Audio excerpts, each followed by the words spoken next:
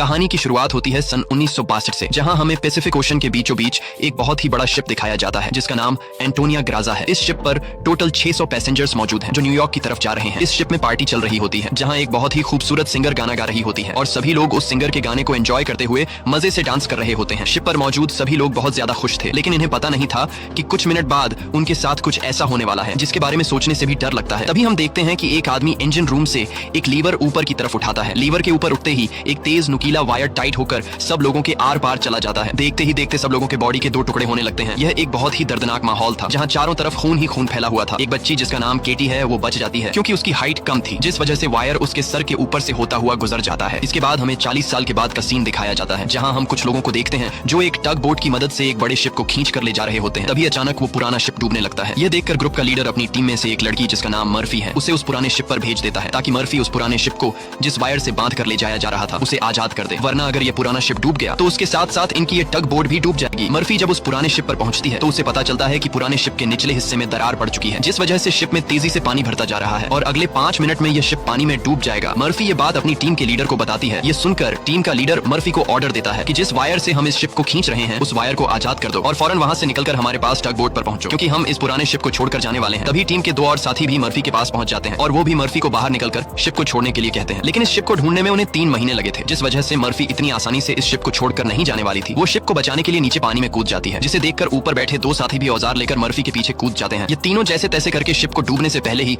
उसकी दरार पर वेल्ड करके शिप को डूबने से बचा लेते हैं और इस शिप को यह लोग मार्केट में बेचकर बहुत सारा पैसा बना लेते हैं और यह पैसा टीम का लीडर सभी लोगों में बराबर बराबर बांट देता है। यही जैक नाम का एक आदमी इन लोगों पर काफी देर से नजर रखे हुए था और इन सब की बातें सुन रहा था। उसे पता चल जाता है कि यह लोग समुद्र में जो शिप गायब हो जाते हैं ये लोग उन शिप्स को ढूंढ निकाल कर मार्केट में बेचकर पैसा कमाते हैं। जैक नाम का वो आदमी इनके पास आता है और इस टीम के लीडर को एक शिप के बारे में बताता है जिसमें खजाना छुपा हुआ है। जैक असल में उस शिप की बात कर रहा था जिसे 40 साल पहले एक अनजान आदमी ने लीवर खींचकर सब लोगों को मार दिया था। टीम के लीडर ने भी उस 40 साल पहले गायब हुए एंटोनिया ग्राजा नामी शिप के बारे में सुना था। टीम का लीडर कहता है कि इस शिप को बहुत से लोगों ने ढूंढा पर आज तक वो शिप किसी को भी नहीं मिला। जैक टीम के लीडर से कहता है कि मुझे पता है कि वो शिप समुद्र के किस हिस्से में है। अगर हम इस शिप को लाकर मार्केट में बेचेंगे तो हम रातों रात अमीर हो जाएंगे। पैसों का सुनते ही ग्रुप के सारे लोग इस मिशन के लिए तैयार हो जाते हैं और अगले ही दिन ये लोग अपने टग बोट में उस एंटोनिया ग्राजा नाम की शिप को ढूंढने निकल पड़ते हैं। कई दिनों के सफर के बाद ये लोग समुद्र के एक बहुत ही वीरान जगह पर पहुंच जाते हैं जहां टीम के एक आदमी को किसी शिप के आसपास होने का सिग्नल मिलता है। ये लोग समझ जाते हैं कि वह शिप जो आज से 40 साल पहले खो गया था वह यहीं कहीं पर है। थोड़ा ही आगे बढ़ने पर इनके सामने एक बहुत ही बड़ा शिप आ जाता है। ये वही शिप है जिसे हमने कहानी की शुरुआत में देखा था और ये शिप पिछले 40 सालों से समुद्र में गायब हो गया था। इस शिप को देखकर ये सभी लोग बहुत ज्यादा खुश हो जाते हैं और उन्हें लगता है कि इस शिप को बेचकर ये लोग माला माल हो जाएंगे। अब टीम का लीडर 2 लोगों को टग बोट में ही रहने के लिए कहता है और खुद कुछ साथियों के साथ उस पुराने शिप की जांच के लिए अंदर चला जाता है। अंदर जाते ही इन लोगों को बहुत ही अजीब सी आवाज आने लगती है जिसे सुनकर ये लोग घबरा जाते हैं। इसके बाद टीम का लीडर अपने साथियों को आगे बढ़ने के लिए कहता है। ये लोग उस आवाज को फॉलो करते हुए एक बड़ी सी घड़ी के पास पहुंचते हैं जहां ये लोग देखते हैं कि उस घड़ी का कांटा अभी भी हिल रहा है। कुछ देर बाद अचानक उस घड़ी का कांटा रुक जाता है। यह देखकर उन्हें कुछ अजीब लगता है। अब ये लोग शिप की ओर जांच करने के लिए आगे बढ़ते हैं। अंदर ये जहाज पूरी तरह से बिखर चुका था जहां सारी चीजें टूट चुकी थी और जहाज के लोहे में जंग लग चुका था। ये लोग जब आगे बढ़ रहे होते हैं तब उनका एक साथी नीचे फ्लोर टूटने की वजह से गिरने ही वाला होता है कि तभी मर्फी उसे पकड़ लेती है और जब मर्फी अपने साथी को ऊपर खींचती है तब उससे नीचे एक लड़की दिखाई देती है। ये वही लड़की है जो आज से 40 साल पहले यानी कि सन 1962 में शिप में अकेली बची थी, जिसके सिर के ऊपर से वायर गुजरा था। लेकिन हैरान करने वाली बात यह थी कि 40 साल बाद भी उसकी उम्र उतनी ही थी, जिसका मतलब यह है कि यह उस लड़की की आत्मा है। मर्फी उस लड़की को जब दोबारा देखती है तो वह लड़की अचानक कहीं गायब हो जाती है। अब ये लोग जैसे तैसे करके अपनी साथी को ऊपर की ओर खींच देते हैं। यहाँ मर्फी को कुछ समझ नहीं आता कि उसने जो देखा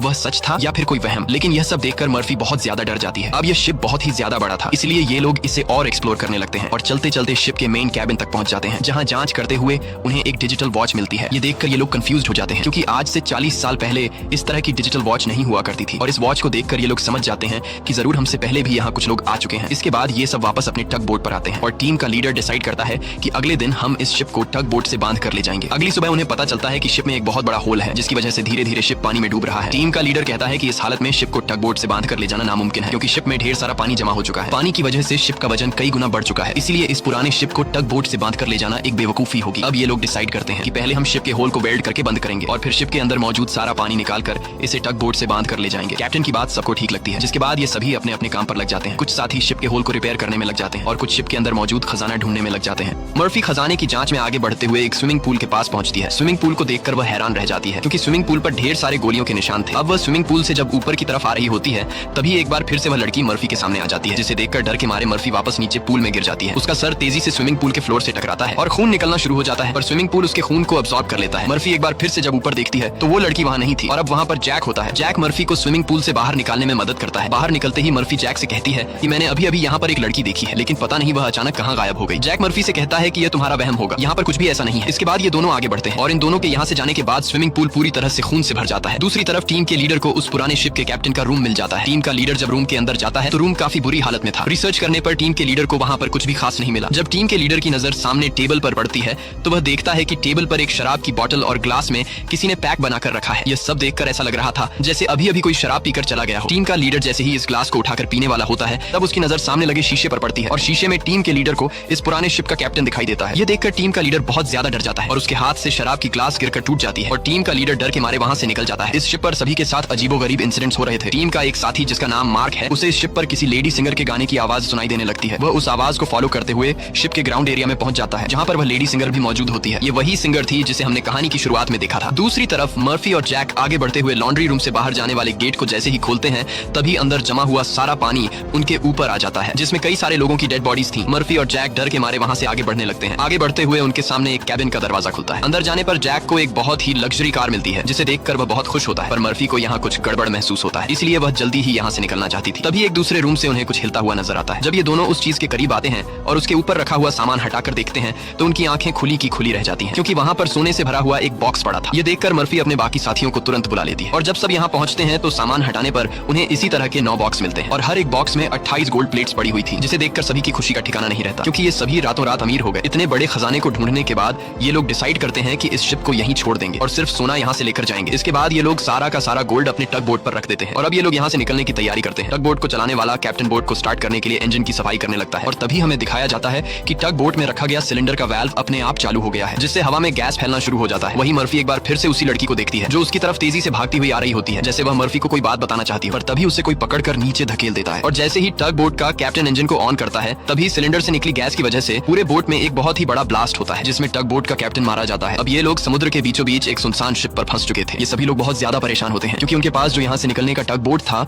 वह पूरी तरह से तबाह हो चुका था। इनका एक साथी जिसका नाम मार्क है, वो अपनी गर्लफ्रेंड की फोटो देखकर बहुत ज्यादा परेशान हो जाता है, क्योंकि 2 हफ्ते बाद उनकी शादी होने वाली थी और अब उसे लगता है कि वह कभी भी यहाँ इस शिप से बचकर नहीं जा पाएगा। परेशानी में मार्क वहाँ रखी कई साल पुरानी शराब पीने लगता है। दूसरी तरफ मर्फी भी कंफ्यूज होती है कि उसे बार बार वह लड़की क्यों दिखाई दे रही है, इसीलिए मर्फी उस लड़की के बारे में जानने की कोशिश करती है। वह शिप के डेटा में पैसेंजर्स के नाम चेक करती है, जिससे उसे पता चल जाता है कि जो लड़की उसे दिखाई दे रही है उसका नाम केटी है। रिसर्च करते हुए वह केटी के रूम तक पहुंच जाती है, जहां अलमारी का दरवाजा खोलते हुए उसे केटी का ढांचा मिल जाता है, जिसे देखकर मर्फी बहुत ज्यादा डर जाती है। फिर जैसे तैसे करके मर्फी खुद को संभालती है और उस ढांचे के गले में लटके लॉकेट को उतार कर देखती है, जिसमें उस छोटी लड़की के पेरेंट्स की फोटो थी जो उसके पीछे ही खड़ी थी। उसे देखकर मर्फी को एक जोरदार झटका लगता है। केटी कहती है कि वह लॉकेट बंद मत करना, क्योंकि बहुत साल बाद मैं अपने मॉम डैड को देख रही हूँ। मर्फी को अब भी यकीन नहीं हो रहा था कि वो एक मरी हुई लड़की से बात कर रही है, पर जब वह लॉकेट को केटी के हाथ में देने लगती है तो लॉकेट केटी के हाथ से आर पार चला जाता है और अब जाकर मर्फी को यकीन हुआ कि यह लड़की कोई इंसान नहीं बल्कि एक आत्मा है। केटी मर्फी को बताती है कि इस शिप पर और भी कई सारे लोगों की आत्मा कैद है और तब तक ये सोल यहाँ से आजाद नहीं हो सकती जब तक उस आदमी को न मारा जाए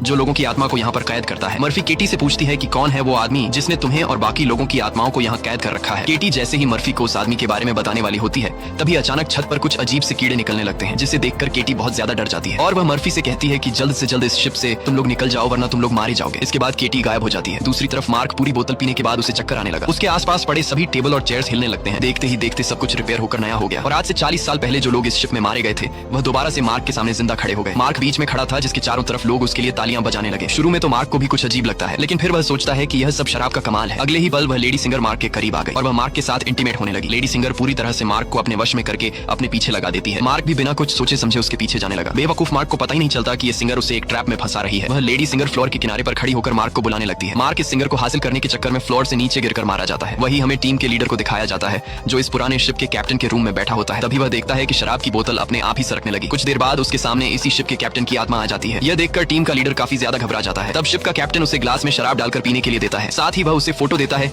जिसमें एक शिप होता है जिसका नाम लोरली है। कैप्टन बताता है कि आज से कई साल पहले हमारे पास एक आदमी आया था जिसने हमें लोरली शिप के बारे में बताया। उसने कहा कि लोरेलाई शिप में बहुत ही बड़ा खजाना छुपा हुआ है। जब हमने लोरेलाई शिप को रेस्क्यू किया तब हमें सच में वो सारा खजाना मिला। कैप्टन टीम के लीडर को एक दूसरी फोटो दिखाते हुए कहता है कि ये वो आदमी है जिसने हमें लोरेलाई शिप का बताया था। टीम का लीडर उस आदमी की फोटो देखकर उसके गले में सांसें अटक जाती हैं, क्योंकि वह आदमी कोई और नहीं बल्कि जैक था और ये फोटो 40 साल पुरानी थी। 40 साल गुजरने के बाद आज भी उसकी उम्र में कोई बदलाव नहीं हुआ। वह फोटो में बिल्कुल वैसा ही दिख रहा था जैसे 40 साल पहले दिखता था। अब टीम का लीडर समझ जाता है कि जैक कोई इंसान नहीं बल्कि एक भूत है। ये सब समझते ही टीम का लीडर जल्द ही अपनी टीम को इस शिप से निकालना चाहता था। वह जल्दी से अपने साथियों को ढूंढने लगता है, पर तभी उसके सामने उसका वही साथी आ जाता है जो टग बोट शिप में गैस खुलने की वजह से ब्लास्ट में मारा गया था। दरअसल ये ब्लास्ट में मारे जाने वाले आदमी की आत्मा होती है जो टीम के लीडर को मारने के लिए आगे बढ़ता है। लीडर उससे खुद को बचाने के लिए भागता है, लेकिन तभी उसके सामने मर्फी आ जाती है। अब ब्लास्ट में मारा जाने वाले आदमी की आत्मा तो गायब हो जाती है, पर टीम के लीडर को मर्फी का चेहरा उसी ब्लास्ट में मारे जाने वाले साथी की तरह दिख रहा होता है, जो कुछ देर पहले भूत बनकर उसके पीछे आ रहा था। इसीलिए टीम का लीडर मर्फी को भूत समझकर उसके ऊपर हमला कर देता है, पर मर्फी खुद को बचाने के लिए उसके पैर को घायल कर देती है। लेकिन इससे टीम के लीडर का ज्यादा कुछ नहीं बिगड़ता। वह दोबारा से मर्फी पर हमला करने के लिए खड़ा होता है। इससे पहले कि वह मर्फी को मार पाता, तभी पीछे से जैक आकर लीडर को लोहे के रॉड से सिर पर मारकर बेहोश कर देता है। जैक वही आदमी है जो इन सबको यहाँ लेकर आया था। पूरी टीम में सिर्फ टीम के लीडर को ही पता चल चुका था कि जैक कोई इंसान नहीं बल्कि एक डीमन है, और जैक को भी समझ आ गया था कि टीम के लीडर को मेरी सारी सच्चाई मालूम हो गई है। इसलिए वह टीम के लीडर को अपने रास्ते से हटाने के लिए सबको उसके खिलाफ भड़काता है। वो कहता है कि अगर ये दोबारा होश में आ गया तो यह हम में से किसी को नुकसान पहुंचा सकता है। सबको जैक की बात ठीक लगती है, इसलिए यह लोग अपने लीडर को एक टैंक में फेंक देते हैं। अब यहाँ से निकलने का कोई और रास्ता न मिलने पर यह लोग प्लान के मुताबिक शिप को रिपेयर करने के काम में लग जाते हैं। जल्द ही शिप में जिस सुरंग से पानी अंदर आ रहा था, उस सुरंग को यह लोग वेल्ड कर देते हैं और पंप के जरिए जहाज के अंदर जमा हुआ पानी बाहर निकालने लगते हैं। मर्फी देखती है कि उनका एक साथी जिसका नाम मार्क है वो कहीं भी नहीं दिखाई दे रहा, इसलिए मर्फी उसे ढूंढने निकल पड़ती है। तभी उसके सामने उस लड़की की आत्मा एक बार फिर से आ जाती है, जो उसे दिखाती है कि तुम जिस आदमी को ढूंढ रही हो वह मर चुका है। यह मार्क होता है जो लेडी सिंगर को पाने के चक्कर में मारा गया। और अब यह लड़की मर्फी के कंधे पर हाथ रखकर उसे 1962 की उस रात में ले जाती है जहां यह सारा इंसिडेंट हुआ था, जब सबके सब शिप में मारे गए थे। उस रात शिप पर मौजूद सभी लोगों को बहुत ही बेरहमी से मारा गया था, और यह सब एक ग्रुप कर रहा था जिसका मकसद था इस शिप पर मौजूद सारा गोल्ड चुराना। इन लोगों ने कुछ लोगों को खाने में जहर मिलाकर मार डाला, कुछ लोगों को वायर से काटकर उनके 2 टुकड़े कर दिए, और कुछ को गोलियों से छलनी कर दिया गया। इनके कहर से केटी भी नहीं बच पाई। उन्होंने केटी को उसके रूम में ले जाकर फांसी पर लटका दिया। इन सब के पीछे थी वही लेडी सिंगर जिसने गोल्ड लूटने के लिए यह पूरा प्लान बनाया था, और अपने लोगों की मदद से उसने शिप पर मौजूद सभी लोगों को मार डाला। अब सारा गोल्ड उनके कब्जे में था। शिप का ऑफिसर भी लेडी सिंगर से मिला हुआ था। लेडी सिंगर के एक इशारे पर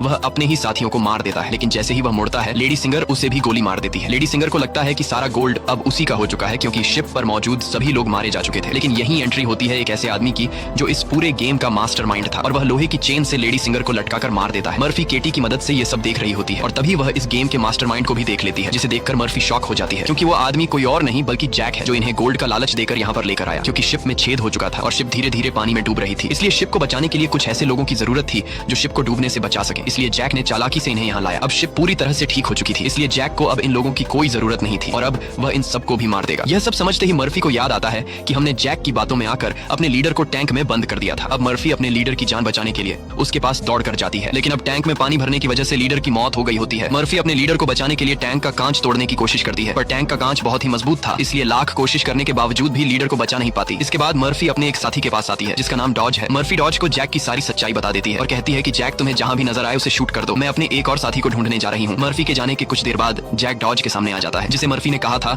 कि जैक जहां भी नजर आए उसे शूट कर दो। डॉज जैक से कहता है कि यहीं पर खड़े रहो और अपनी जगह से हिलना मत। ये सुनकर जैक समझ जाता है कि मर्फी ने इसे मेरी सारी सच्चाई बता दी है। तब जैक डॉज को बातों में उलझाकर डॉज से बंदूक छीनने की कोशिश करता है, लेकिन डॉज जैक की होशियारी समझ जाता है और वो फौरन जैक पर बंदूक की गोली चला देता है, जिससे जैक दूर जा गिरता है। जिसके बाद डॉज जैक के पास आता है और देखता है कि जैक मारा जा चुका है। यह देखकर डॉज वहां से चला जाता है, लेकिन हम देखते हैं कि जैक अभी भी मारा नहीं है। दूसरी तरफ मर्फी अपने जिस साथी को ढूंढने गई थी, मर्फी को पता चल जाता है कि वो पानी में मारा गया है। अब डॉज के अलावा मर्फी के सारे साथी मारे जा चुके थे, इसलिए मर्फी डिसाइड करती है कि वो इस पूरे शिप को तबाह कर देगी। जिसके बाद मर्फी शिप के हर एक कोने में बॉम्ब फिट करने लग जाती है, और तभी उसके पास डॉज आ जाता है। डॉज मर्फी को बताता है कि मैंने जैक को मार दिया। ये सुनकर मर्फी कहती है कि जैक नहीं मरने वाला है, क्योंकि जैक कोई इंसान नहीं बल्कि एक डीमन है, इसलिए हमें यह पूरी शिप ब्लास्ट करनी होगी ताकि जैक हमारी तरह और किसी इंसान को यहाँ लाकर न फंसा सके। और जैक ने जितने भी सोल्स को इस शिप में कैद कर रखा है वो सभी आजाद हो जाएंगे। डॉज यहाँ पर गुस्से से मर्फी को समझाता है कि हमें शिप को ब्लास्ट नहीं करना चाहिए, क्योंकि इस तरह से शिप में रखा सारा गोल्ड बर्बाद हो जाएगा और हमें बिना गोल्ड हासिल किए खाली हाथ घर लौटना होगा। मर्फी कहती है कि यह गोल्ड दरअसल जैक का एक चाल है जो हम यहाँ से कभी भी नहीं ले जा पाएंगे, इसलिए मुझे हर हाल में यह शिप ब्लास्ट करनी होगी। अब जैक समझ जाता है कि मर्फी किसी भी हाल में नहीं मानने वाली, इसलिए जैक अपने असली रूप में आ जाता है, जिससे हम समझ जाते हैं कि जैक ने